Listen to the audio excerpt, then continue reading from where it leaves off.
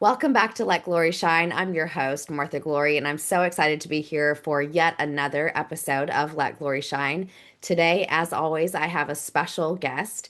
Her name is Val Walker, and we crossed paths because of somebody else that was on my show, Dave Roberts, who is an incredible human. And I'm so excited every time that the universe, God, whatever you want to say, sees fit to cross somebody else into my world because of our experiences. And so, Val, I'm excited to get to have this conversation with her. She's going to be talking to us today about awe and wonder, and I can't wait to get into her story. So, welcome, Val. Thank you. So good to be here. Yes. So, I want you to introduce yourself. I want you to tell us a little bit about you. Well, I am a blogger for Psychology Today for the past 6 years. I'm the author of 3 books, and very happy to say my first book about how to be comforting for people going through loss or distress is called The Art of Comforting, and I have my little Hall of Fame shelf here with the cherry blossoms on it. That's my first book, baby. I really found that book won awards, and I'm just so pleased. And it's a guide to what to say, what to do when people are in distress, and how to listen better, and how to be more present to people, how to hold space. And it was written in 2009, 2010. It came out in 2010 with Penguin Random House. So it's been around, it's still going. So, next, my second book is called 400 Friends and No One to Call.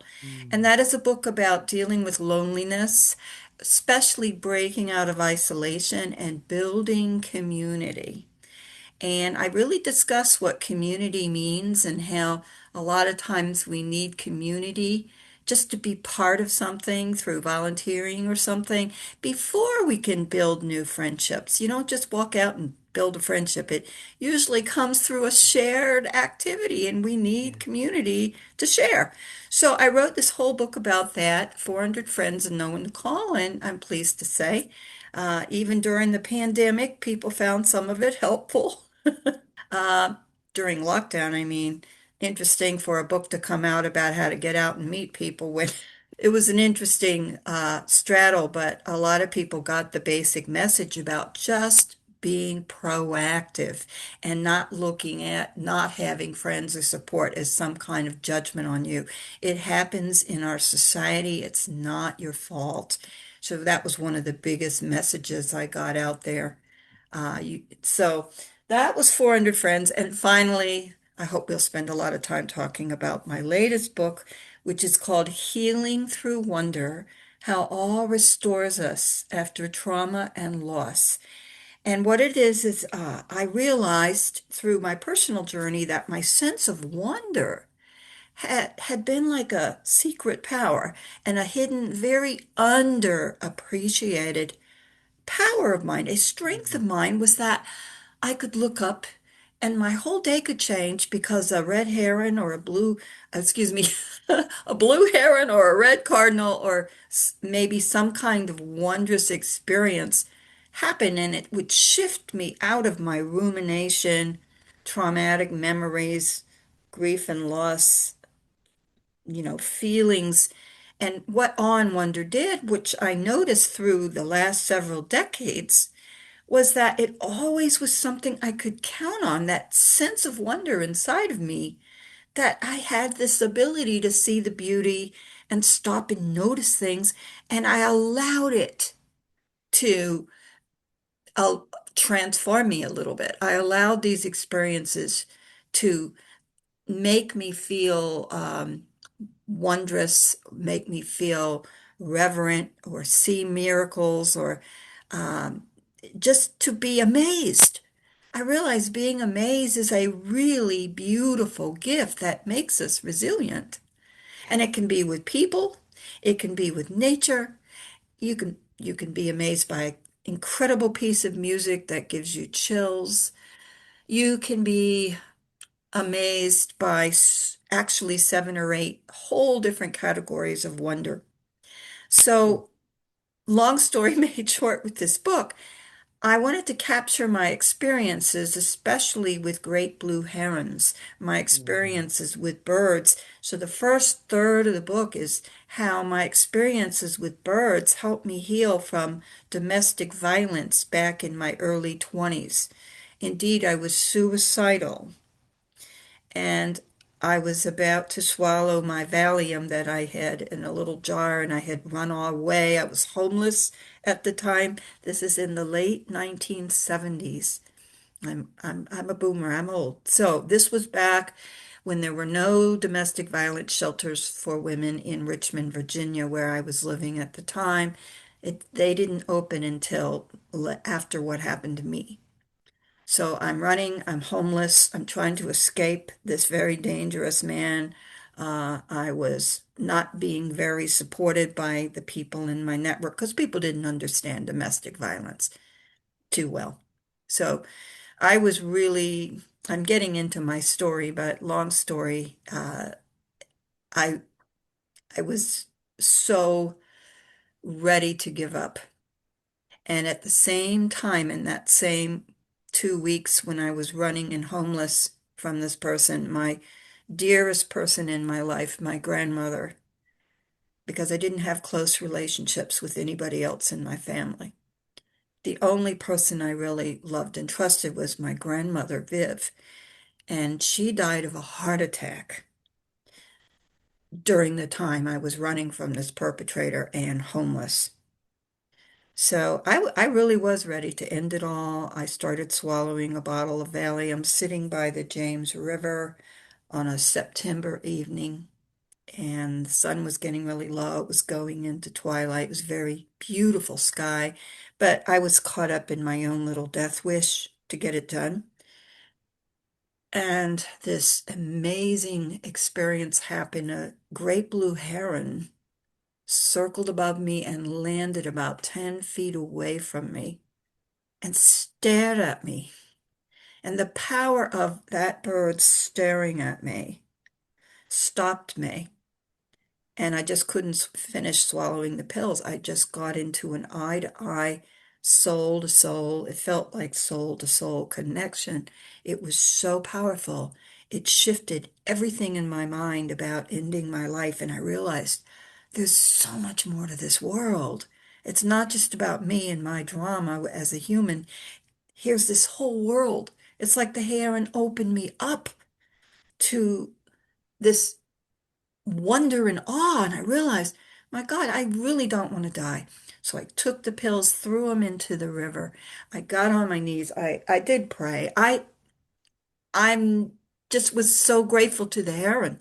And I just said, I want to live. And I looked up and I talked to my grandmother in spirit. I said, Viv, I don't know what you may or may not have had anything to do with this heron, but the heron came and it gave me everything I needed to go on. And ever since, for years after that, I went to places where blue herons like to go.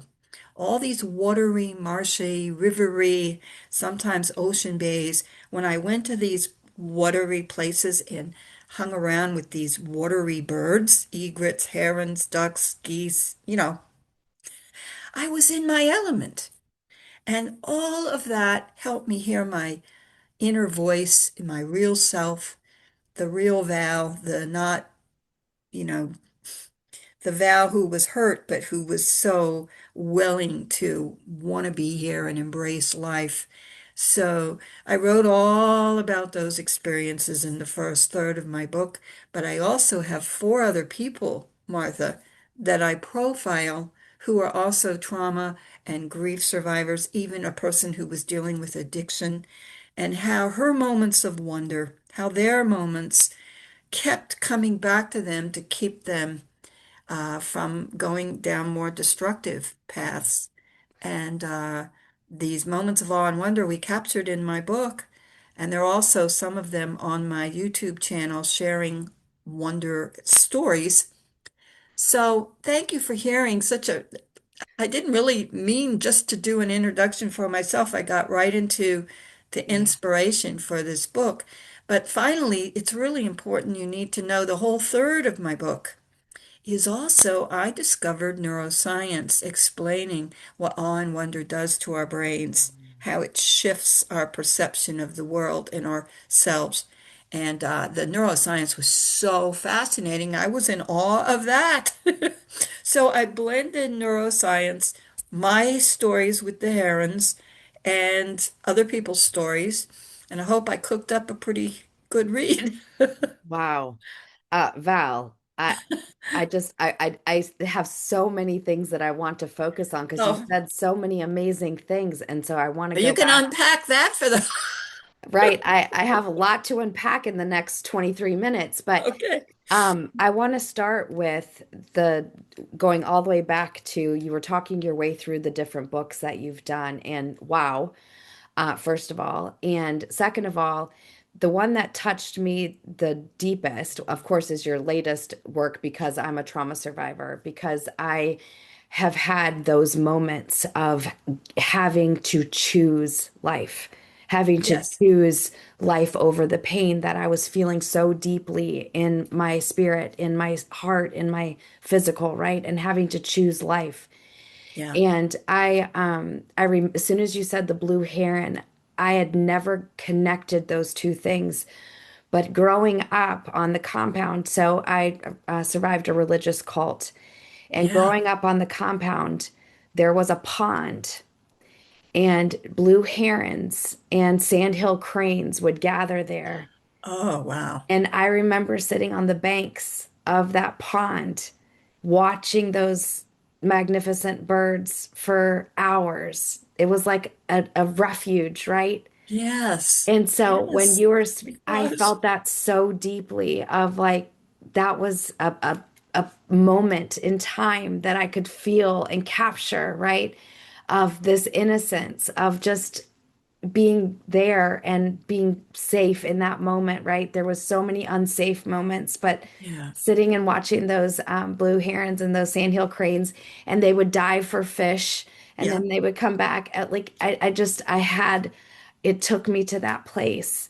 So I am so honored and touched that you had a similar experience that the yeah, herons were inspiration for you. yeah. Did they teach you? Because I wrote a lot about what they actually taught me, watching them, So I their never put it partners, and together until you just shared. I never put that together until you just shared. And so now my like right now I just feel the awe of it, right? yes. Because when I was in that, it was definitely an escape, to be able to get out to the pond and to be able to sit and watch them. It was definitely Right. an escape from what was going on in my real life, but I never connected those two until you just shared. So thank you for that. I'm going to dive deeper into that in my own time and see kind of what that message was because God has a way of showing up Mhm. in so many different ways in that create that idea of awe and wonder, right? Those signs. You were talked about the cardinals, you talked about the herons, you talked for me, it's there's been signs my whole life of reminding me that I was never Right. alone. But bottom line is, I don't beg to differ, but it's not an escape.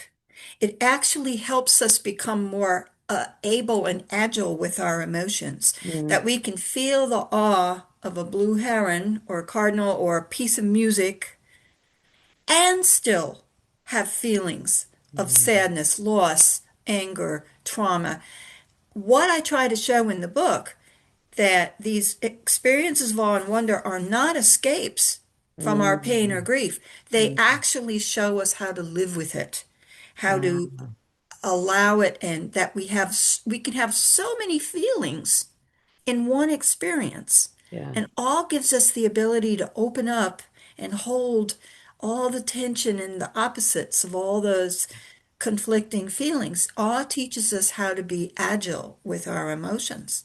Yeah, when you say that, what I think about is so often, Val, we speed through life on autopilot.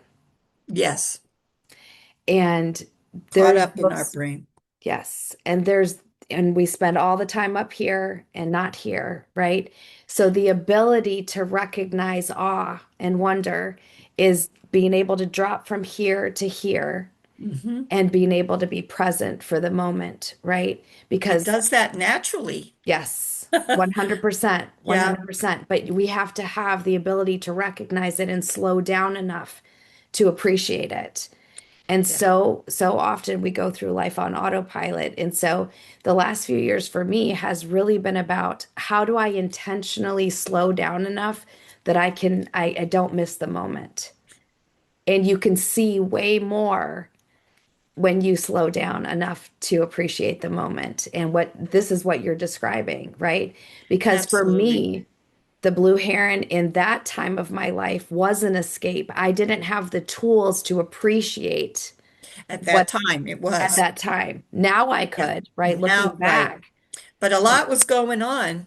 It Yes. felt like an escape, but a lot was building inside of you to prepare you for Yes. the next, Yes. for your ability to grow and change. 1,000,000%. But Yeah. I know it felt like an escape. And when I first had the heroin experiences that saved my life when I was 23, 24 years old, it felt like an escape to me at the time too. So I am saying that. Then I realized later, oh my God, it saved my life. Right. Right. When you My state described, of mind, I was going to lose it. I was trying to end my life. yes, when you described awe and wonder as an underappreciated superpower, Hmm. that really hit for me. Right. Because it really is, right? And for me, that's the moment. That's the present, the be here now moment, like right Yeah. now, right? That's the underappreciated superpower. But we're talking about the exact same thing because when Yeah. we can appreciate this moment and when we can be here in the present, our mind is open to all the other things that come with that, which is awe and wonder. Yeah. And it can be just a brief experience Yes. that lasts 1 minute, but it'll shift your whole attitude for the rest of the day. Your whole mind opens up. I want to put some neuroscience out there that it's called when we're caught up in our thoughts like that, often worrying or, thinking what's going to happen next, like what you're talking about in your head. Well, there's what's called the default mode network. That's the part of our brain that's caught up in those thoughts. A moment of awe deactivates that default mode network. The neuroscience shows it shifts us out of that. Our whole brain Yep. changes. Yep. I love neuroscience and I could geek out with you for another hour on the I know. neurosciences It's just so because validating. yes, because I've done a lot of that same research, but I've done it around chronic pain and trauma, Oh, which is but the shifts of the brain and the shifts of the nervous system and the release of the dopamine and like yeah. all of like it's Vagus nerve and fascinating and yeah. we could literally go down that neuroscience rabbit hole and it But I would just be want to give cheers. Get out of that default mode. Whoa. exactly. Shift. And that's the other thing, Val, is that we think that that is a difficult shift, and it's Yes. not. You can do it through breath work. You can do it through recognizing in that moment of bringing yourself from here to here. Like the Yeah. shifts happen so quickly, and then we rewire the brain to understand the possibilities, right? And so, Right. yeah, so many people think it's so hard. I can never. No, it No, might be something that's beautiful that takes your breath away, that makes you yes, stop and go, wow, yes, that's it. yes, yes.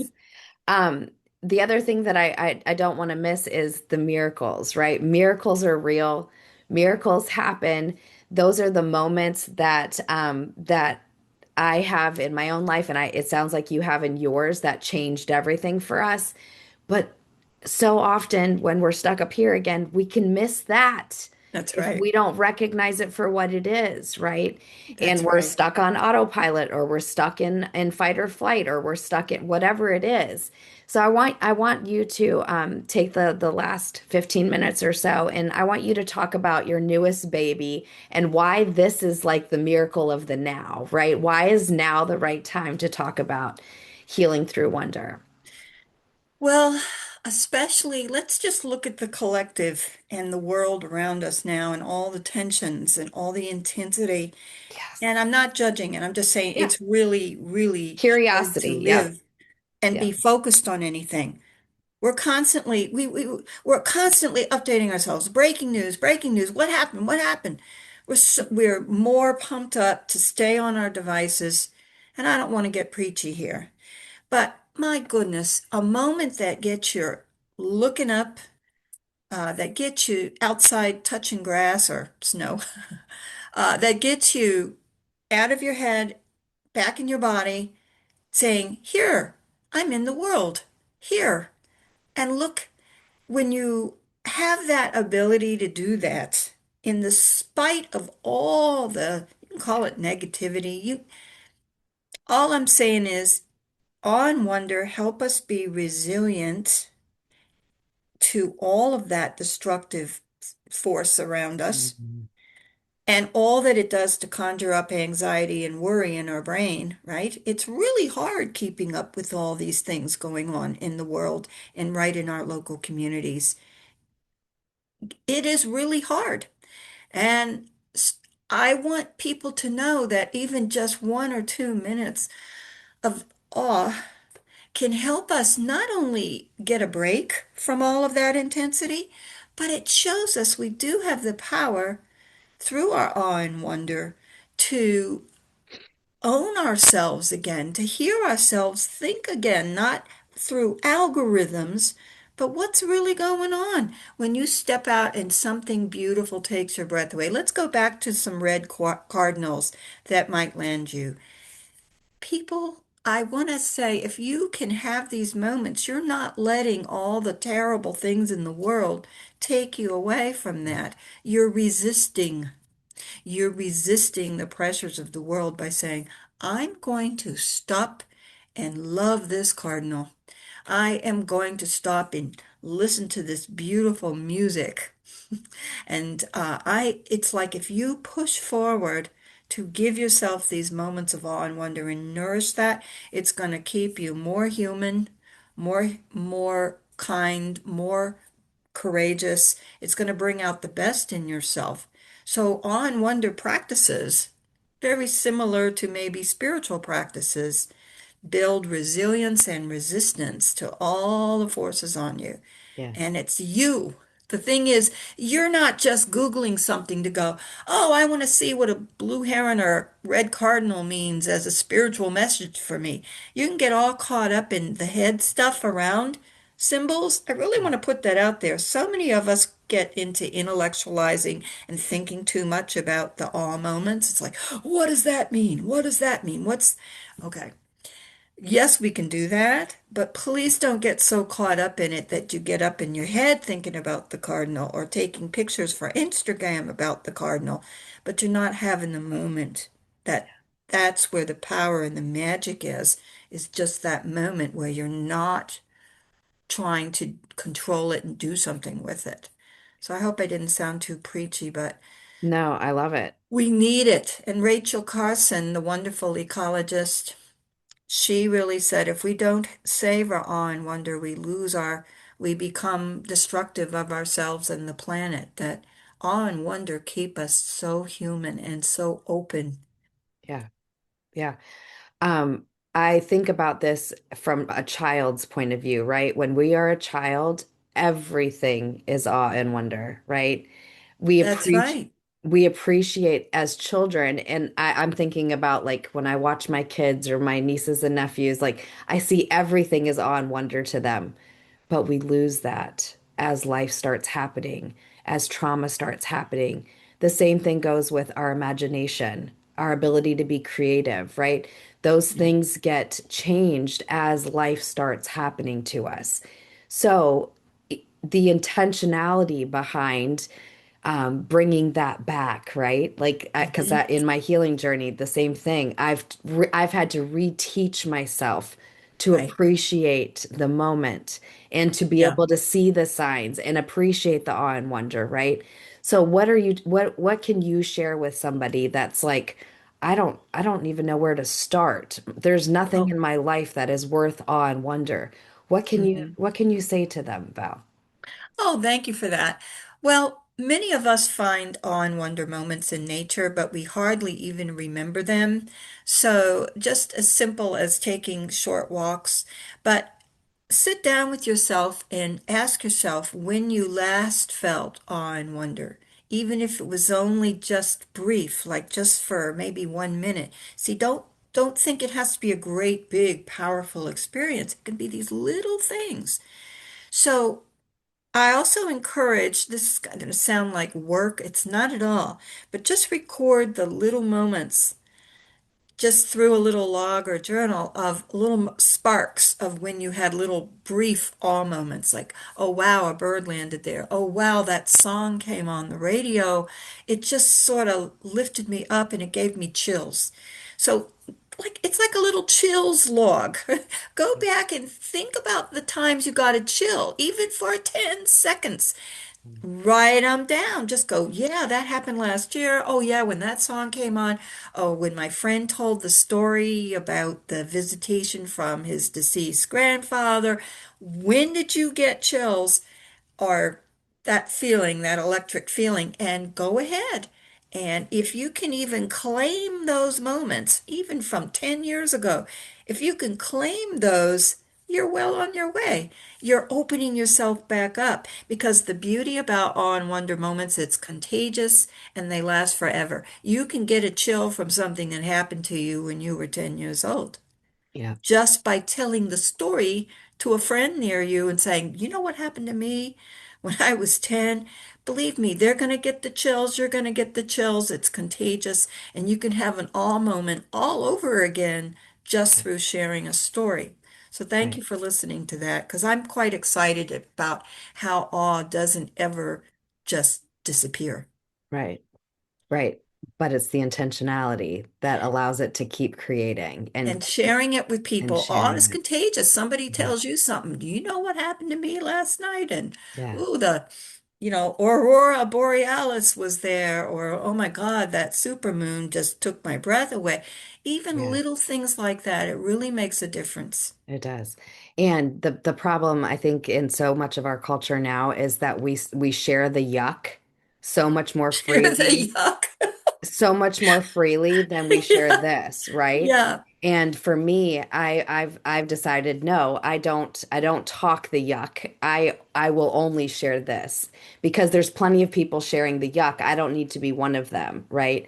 And so for me, this is the kind of stuff that I want to share. This is the kind of Mm. stuff that I want to highlight because this is what I want to fill my circle with and my sphere with versus the yuck. But wow, Val, thank you so much for coming on my show. The time always goes so fast when you're so into sharing something that's so uplifting and amazing. And I know that we could spend a whole nother hour speaking on your experiences and of awe and wonder, but I always end my shows the same way, and that is asking, what does it mean for Val to let her glory shine?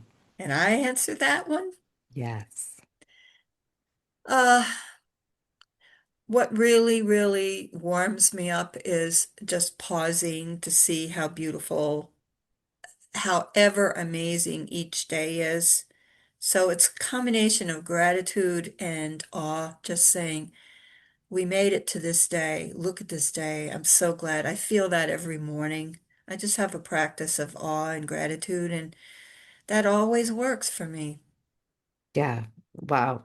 I love that. Thank you so much for coming on. Thank you for so much for sharing your heart. And we will put in the bio, your books, so that if anybody's interested to pick it up, they will get the link for that. I just want to say thank you again for being here. Thank you for watching another episode of Let Glory Shine. I look forward to seeing you next week at the same time, same station. Good night, y'all. Let glory shine from the ashes I rise.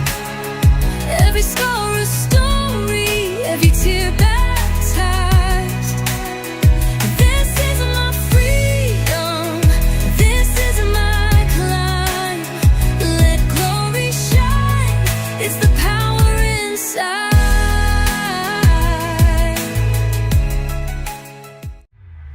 This is your prosperity era, where dreams align with grace, abundance flows like rivers. You've stepped into